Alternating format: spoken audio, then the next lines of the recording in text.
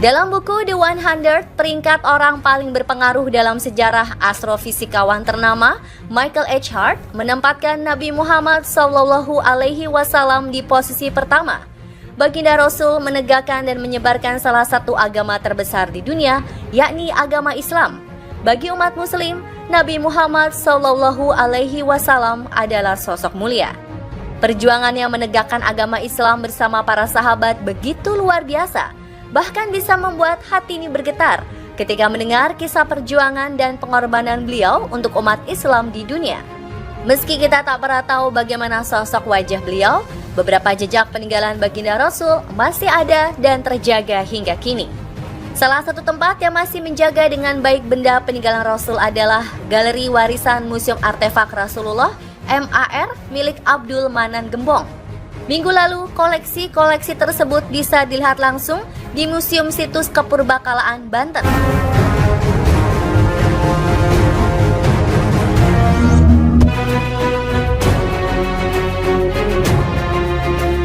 Baginda Rasulullah SAW sangat nyaman menggunakan penutup kepala.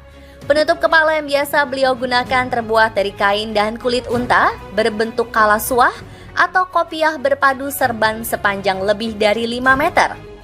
Mu'az bin Jabal adalah sosok yang begitu beruntung.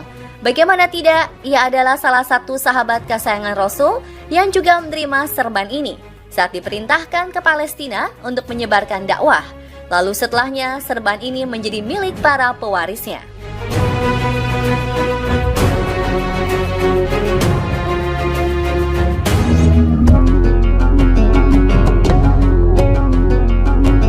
Tongkat kayu yang dipajang ini adalah tongkat milik Rasulullah SAW. Ada beberapa tongkat yang amat beliau sukai, yaitu tongkat bernama Al-Sa'ajah, pemberian dari Nabi Ibrahim alaihissalam. Kemudian tongkat dari kayu Al-Ayusyah dan tongkat dari kayu lus putih. Kayu lus sendiri adalah kayu dari negeri Mesir dan bisa ditemukan di antara Madinah dan Mekah saja. Kayu jenis ini termasuk jenis kayu langka.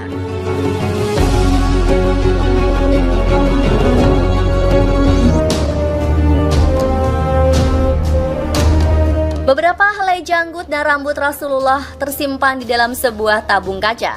Ali bin Abi Thalib meriwayatkan bahwa rambut Rasulullah SAW lurus dan sedikit berombak.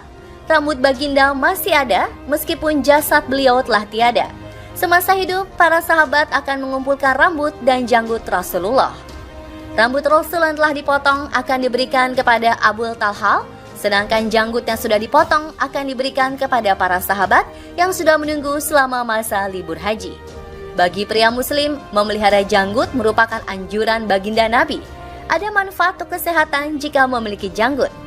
Menurut penelitian terbaru dari University of Southern Queensland, jenggot menghindari hingga 95% dari paparan sinar UV matahari yang berperan besar dalam mencegah karsinoma sel basal, yaitu jenis kanker kulit paling umum.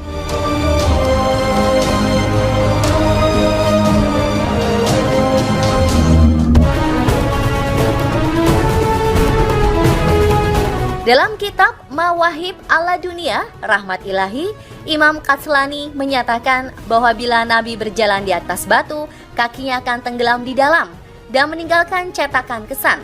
Bentuk tapak kaki Rasul ini tercetak semasa Rasul memasuki bumi Yaman. Keajaiban ini sama dengan kisah Nabi Ibrahim alaihissalam saat membina Ka'bah. Batu bekas beliau berpijak masih terjaga sampai saat ini. Peninggalan Rasul lain yang juga terdapat di tempat ini adalah alas kaki Rasulullah, darah bekam, dan juga tanah makam.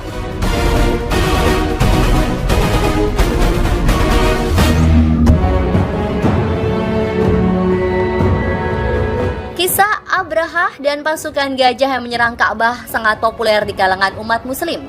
Saat itu Abrahah mengerahkan pasukan gajah menuju Mekah untuk menghancurkannya. Hentakan kaki pasukan gajah membuat bulu kuduk warga Mekah merinding. Dalam pikiran mereka, inilah hari akhir bagi kota Mekah.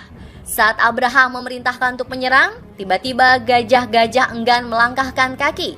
Mereka hanya terdiam meski telah dicambuk sang majikan. Gajah-gajah tersebut berbalik arah, enggan menuju Ka'bah dan hanya berputar-putar saja di lembah Muhasir dekat Ka'bah. Abraha pun geram dan terus memerintahkan pasukannya untuk mencambuk kawanan gajah agar menurut. Pasukannya kehabisan akal dan kelelahan menangani gajah yang menurut mereka telah terlatih.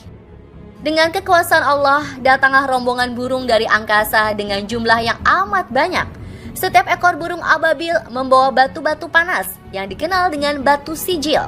Kawanan burung tersebut melemparkan batu membara ke pasukan Abraha dan langsung menewaskan siapapun yang terkena. Tak ada satupun pasukan Abraha yang selamat, mereka binasa, bahkan sebelum menyentuh Ka'bah sedikitpun.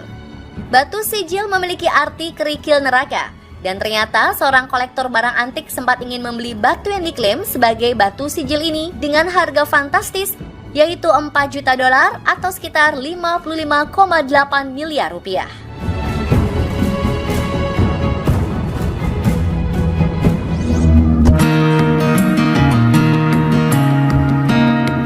Pedang ini bukanlah pedang sembarangan. Pedang ini merupakan pedang milik seorang panglima perang yang termasyhur dan ditakuti di medan tempur, Khalid bin Walid. Begitu hebatnya beliau dalam berperang sampai-sampai mendapat julukan pedang Allah yang terhunus. Khalid bin Walid adalah salah satu dari panglima perang paling penting yang tidak terkalahkan sepanjang karir. Sebelum memeluk Islam, Khalid bin Walid adalah panglima perang kaum kafir Quraisy yang terkenal dengan pasukan kavalerinya. Pada saat perang Uhud, Khalid melihat celah kelemahan pasukan muslimin yang tidak mentaati perintah Rasul setelah tergoda oleh nafsu untuk mengambil harta rampasan perang dengan menuruni bukit Uhud. Khalid pun langsung menghajar pasukan muslim pada saat itu. Setelah perang Uhud berakhir, Khalid mendapat hidayah dan berbalik membeli panji Islam. Setelah pedang Khalid, benda bersejarah lainnya yang juga dipamerkan adalah batu dinding Ka'bah, kunci Ka'bah Utsmani, baju perang Utsmani, dan juga logam bebatuan. Dan pemirsa, itulah update informasi mengenai jejak peninggalan Rasulullah Shallallahu Alaihi Wasallam dan para sahabat. Semoga bisa menambah informasi Anda mengenai sejarah Islam ya pemirsa.